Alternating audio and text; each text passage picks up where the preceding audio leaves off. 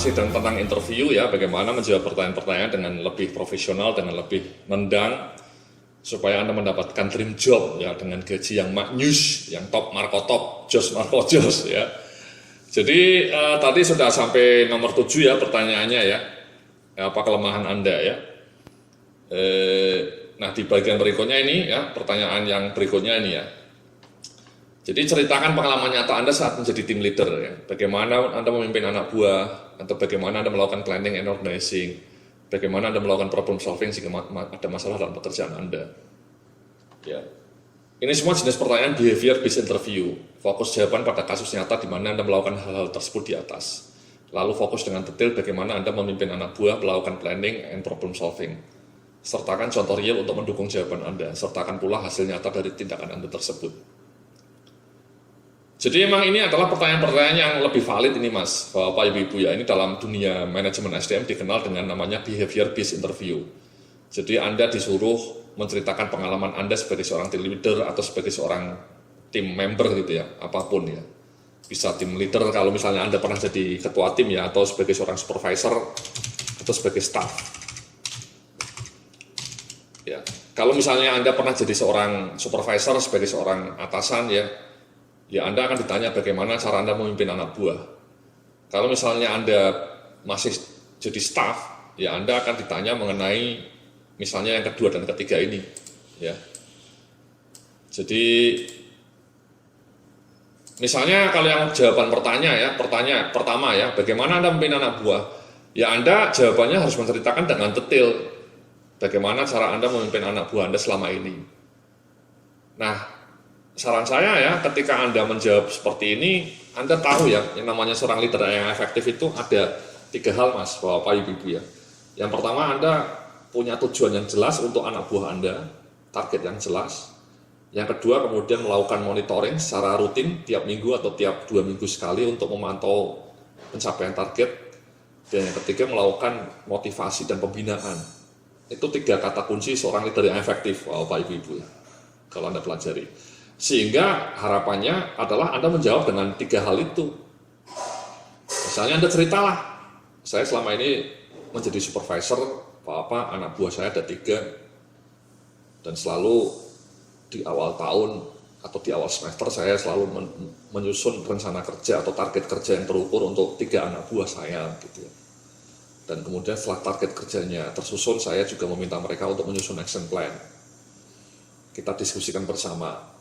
Nah setelah itu kemudian saya monitor ya, pelaksanaan action plan mereka itu saya monitor dalam weekly meeting. Dalam meeting-meeting mingguan itu saya memantau hasil pekerjaan mereka dan memberikan saran-saran perbaikan. Terus menerus seperti itu ya. Kalau misalnya mereka ada masalah di saat-saat tertentu, mereka langsung bisa datang ke kantor saya melakukan diskusi secara terbuka ya. Karena saya selalu meminta pendapat dari mereka misalnya. Dan kemudian setiap bulan sekali saya melakukan pertemuan dengan mereka untuk memberikan motivasi, memberikan pembinaan mengenai bagaimana cara mereka meningkatkan kompetensi diri mereka. Jadi seperti itu Bapak Ibu ya, jadi Anda menjawabnya itu runtut ya. Anda bilang bahwa saya selalu setting goals dengan jelas, setting action plan, kemudian melakukan pemantauan dengan reguler setiap minggu, setiap bulan, dan kemudian secara rutin Anda melakukan pembinaan, memberikan motivasi. Itu jawabannya runtut. Ya, itu yang diharapkan ketika Anda melakukan behavior based interview ya. Tapi jangan ngarang ya. Maksud saya memang Anda melakukan yang 3 hal tadi ya. Jangan Anda ngarang gitu ya. Contoh yang kedua misalnya Anda bagaimana melakukan planning and organizing ya, Anda bisa cerita pengalaman Anda selama ini misalnya sebagai seorang anggota tim ya, sebagai staff. Bagaimana Anda merencanakan pekerjaan Anda? Ya Anda bisa ceritalah. Sekali lagi ini contoh ideal jawabannya seperti ini ya. Jadi Anda bilang bahwa setiap kali saya di awal tahun saya selalu menyusun project atau program kerja untuk diri saya sendiri Pak. Apa yang akan saya lakukan, baik tugas-tugas rutin maupun tugas-tugas yang bersifat project based. Ya, yang tugas-tugas rutin selalu saya scheduling. Ya, kapan melakukan ini, kapan melakukan itu. Dan setiap tugas rutin sudah saya kasih deadline, sehingga saya selalu bisa memenuhi tugas saya dengan tepat waktu. Untuk tugas-tugas yang tidak rutin, saya menyusun timeline gitu ya. Jadi tugas-tugasnya itu saya breakdown menjadi berbagai action. Ya, saya bikin timeline. dan kemudian saya selalu melaksanakan actionnya sesuai dengan timeline yang ada, dan kemudian saya melaporkan pekerjaan saya kepada atasan saya. Jadi sebelum atasan saya meminta laporan, saya sudah proaktif memberikan laporan gitu ya. Dan setiap kali saya ada masalah, saya selalu sudah keluar dengan solusi. Sehingga ketika ada masalah, saya bilang sama atasan saya, dan saya kemudian langsung menyampaikan solusi saya seperti apa. Sehingga atasan saya menjadi terbantu ya untuk menyelesaikan solusi. Ya, jadi kurang lebih seperti itu Bapak Ibu-ibu ya. Jadi jawaban Anda itu runtut ya. Ya, sesuai dengan kenyataan juga ya, jangan ngarang gitu ya. Jadi ini pertanyaan-pertanyaan seperti ini ya, pertanyaan yang lazim diberikan oleh perusahaan-perusahaan besar ini, yang namanya behavior based interview ya. Jadi mereka mencoba melacak pengalaman nyata Anda saat menjadi staff, saat menjadi team leader atau team member. Ya. Contoh yang nomor 3 ya, bagaimana Anda melakukan problem solving ya, jika ada masalah, Anda ceritalah ya. Misalnya, katakan Anda disuruh menyusun mengenai strategi pengembangan SDM di kantor Anda. Ya. Dan kemudian Anda merasa bahwa Anda belum punya ilmunya gitu ya. Anda cerita ya, saya diminta untuk menyusun strategi atau roadmap SDM selama setahun ke depan. Nah, masalahnya adalah itu pertama kali perusahaan kami menyusun gitu ya, sehingga belum ada referensinya. Nah, apa yang saya lakukan ya, saya kemudian secara proaktif mencari referensi mengenai bagaimana menyusun HR strategi. Bahkan saya kemudian ikut training khusus di hotel ya selama 1 hari bagaimana menyusun HR program. Dari referensi dan training itu kemudian saya aplikasikan teorinya ya, dengan cara menyusun roadmap HRD di perusahaan saya. Saya susun sampai sekitar 20 halaman, Anda cerita kayak gitu ya. Dan kemudian saya presentasikan di depan atasan saya untuk minta masukan. Ya. Jadi di situ Anda cerita ya, problemnya belum pernah terjadi ya, Anda ilmunya mungkin masih kurang dalam bidang HR strategi, solusinya kemudian Anda tadi ya, mencari referensi, kemudian ikut training, dan kemudian bisa menyelesaikan tugas itu dengan baik. Jadi intinya adalah fokus jawaban Anda pada kasus nyata ya, kasus real ya, dan kemudian sertakan contoh real untuk mendukung jawaban Anda ya. Jadi ada contoh-contoh realnya ya. Nah, again ini kalau misalnya Anda sudah punya sampel CV seperti ini ya, ini contoh real, ini kan contoh real ya Bapak Ibu ya. Ini juga contoh real ya. Kemudian ini juga contoh real gitu ya. Nah, ini kalau contoh-contoh real ini sudah Anda tulis, Anda sekali lagi akan sangat membantu ketika Anda diminta menjawab pertanyaan-pertanyaan seperti ini. Bagaimana Anda melakukan planning and organizing ya.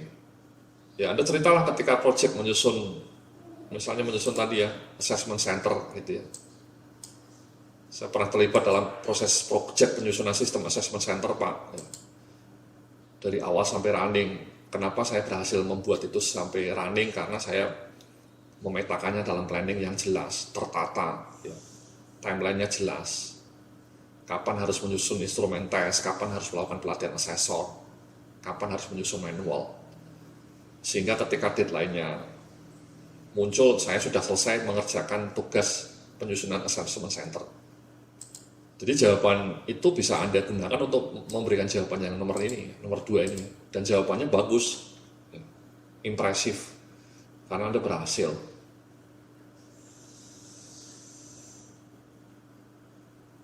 Again ini pertanyaan ini sering muncul ya Bapak Ibu ya. Jadi Anda harus ingat-ingat juga ya. 3 pertanyaan ini sering muncul ya. Jadi Anda harus coba ingat-ingat pengalaman Anda selama ini sehingga ketika Anda di interview memberikan jawabannya itu tidak tulalit ya, tidak bengong gitu ya. Atau bahkan jawabannya pendek-pendek saja ya. Karena pertanyaan ini akan semakin bagus kalau Anda bisa berikan jawaban yang detail, sedetail-detailnya. Ya. Rekrutmennya yang interview akan lebih suka kalau Anda bisa bicara dengan lebih detail. Semakin detail jawaban Anda semakin bagus. Ya, jadi tolong Anda ingat-ingat nanti kalau Anda mau interview, ini disimpan ya pertanyaan ini. Dan kalau Anda mau interview, Anda ingat-ingat nih jawabannya kira-kira seperti apa. Ya. 3 pertanyaan ini yang paling sering muncul ya dalam bidang behavior based interview. Oke, nah pertanyaan berikutnya ini lebih tricky ya, berapa gaji yang Anda harapkan ya. Pertanyaan ini memang terlihat mudah, namun sulit untuk Anda menjawabnya sebab sangatlah sensitif. Oleh karena itu Anda jangan menjawab pertanyaan ini, mungkin Anda bisa mengatakan sambil tersenyum. Pertanyaan yang cukup sulit ya, namun maaf, bisakah Bapak atau Ibu menjelaskan kisaran gaji untuk posisi ini? Biasanya perusahaan akan berikan rentang gaji yang Anda tanyakan. Jika tidak ada jawaban, Anda bisa bertanya balik mengenai detail pekerjaan yang akan Anda jalani serta tanggung jawabnya. Baru kemudian bisa memperkirakan gaji yang Anda harapkan plus tunjangan-tunjangan lain. Itu pun masih kisaran saja. Jadi Anda sebelumnya harus tahu kisaran gaji untuk posisi seperti Anda. Seperti yang Anda tuju itu ya. Jadi misalnya Anda melamar posisi HRD Manager di perusahaan Telkomsel gitu ya. Anda bisa bilang kayak gini ya, kisarannya berapa Pak? Ya, kalau tidak bisa memberikan jawaban ya kemudian Anda tanyalah, tanggung jawabnya semua fungsi SDM atau gimana. Nah kemudian Anda bilang lah, kira-kira kisarannya ya antara 30 sampai 40 juta per bulan Pak untuk seorang manajer HRD di perusahaan seperti yang punya apa ini ya, ini perusahaan Telkomsel karena perusahaan Bapak perusahaan besar gitu. Sehingga memang ya gaji seorang manajer HRD di Telkomsel itu antara 30 sampai 40 juta per bulan ya. Kisarannya seperti itu. Ya. Nah, Anda bisa bilang seperti itu ya. Kalau misalnya Anda melamar untuk posisi staff HRD atau staff marketing atau staff keuangan ya mungkin gajinya 5 juta sampai 7 juta gitu ya. Anda pelajarilah standarnya ya.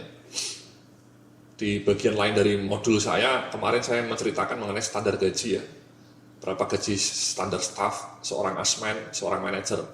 Bisa Anda gunakan sebagai basis untuk negosiasi ya.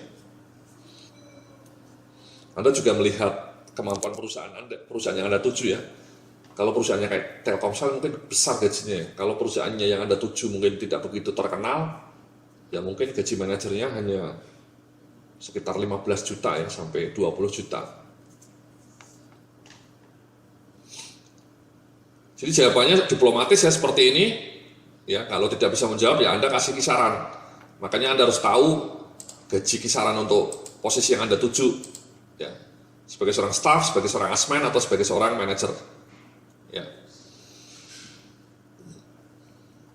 Nah yang berikutnya pertanyaan terakhir ini, apakah ada pertanyaan untuk saya? Anda harus selalu punya pertanyaan ya untuk diajukan kepada pihak wawancara sebab hal ini menunjukkan antusiasme Anda bergabung di perusahaan. Contoh pertanyaan seperti deskripsi pekerjaan yang akan Anda jalani atau proyek seperti apa yang saat ini dikerjakan perusahaan. Ya jadi jangan pernah meremehkan pertanyaan ini ya Bapak Ibu-ibu ya. Jadi kalau Anda diminta ada pertanyaan ya Anda, ya Pak, Bapak mungkin bisa memberikan informasi kepada saya mengenai job desk detail dari pekerjaan ini. Atau mungkin pertanyaan lain, sekarang proyek apa ya Pak ya yang sedang dikerjakan oleh perusahaan ini? Atau rencana bisnis apa ya? Atau rencana pengembangan pasar seperti apa yang mau dikembangkan? Atau mungkin Anda bisa tanya, kira-kira perusahaan di tempat Bapak ini budaya perusahaan yang mau dikembangkan seperti apa Pak ya? Budaya perusahaannya itu kan pertanyaan yang keren. Tapi yang mungkin standar itu ya, apa sih job desk detail yang harus saya lakukan, atau project seperti apa, atau budaya perusahaan apa yang Anda sedang mau kembangkan gitu ya.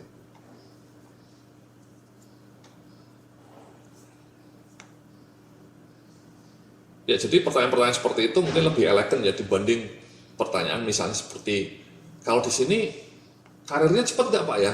Itu menurut saya pertanyaan agak lancang gitu. Itu terlalu terlalu demanding gitu ya. Di sini cepat nggak Pak ya karirnya ya? Atau misalnya pertanyaan lain, di sini kalau terlambat dihukum nggak Pak ya? Itu pertanyaan-pertanyaan yang tidak wise gitu ya.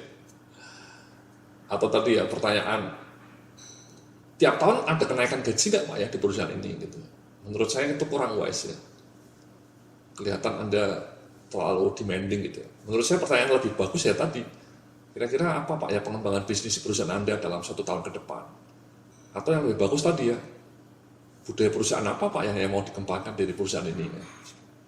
Tipe karyawan seperti apa yang Bapak butuhkan gitu, supaya sesuai dengan visi misi perusahaan ini gitu. Itu menurut saya lebih elegan pertanyaannya dibanding pertanyaan karirnya cepat nggak Pak ya di perusahaan Anda ini. Jadi itulah ya Bapak Ibu ya 10 pertanyaan yang harus Anda lihat ya. Ini bisa Anda download juga daftar pertanyaannya ya.